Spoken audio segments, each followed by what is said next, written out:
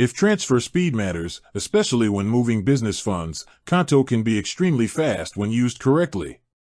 Many users assume delays are unavoidable, but in reality, transfer speed depends on how the account is set up and how the transaction is initiated. The fastest qonto transfers happen through internal qonto-to-qonto payments. These are processed almost instantly, regardless of the amount. A $50 transfer and a $500,000 transfer move at the same speed when both parties are on qonto. This makes it ideal for paying contractors, partners, or subsidiaries that also use the platform. For external transfers, SEPA Instant is the key factor.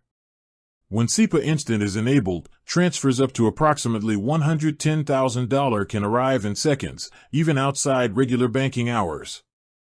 Standard SEPA transfers, on the other hand, usually take 1 business day and can stretch to 2 if initiated late or on weekends. Timing plays a major role. Transfers initiated early in the business day move faster through clearing systems. Sending a $10,000 payment at 8 a.m. processes significantly faster than sending the same amount after banking cutoff hours. Weekend transfers should always use instant options when available. Account verification also affects speed. Fully verified qonto accounts experience fewer compliance checks. Large transfers, such as $100,000 or more, move faster when the account has a clean transaction history and predefined beneficiaries.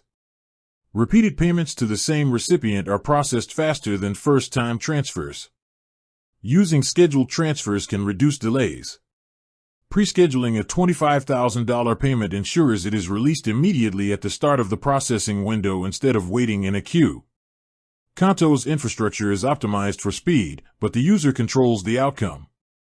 Instant rails, verified accounts, early timing, and repeated beneficiaries consistently deliver the fastest possible transfer times without unnecessary delays.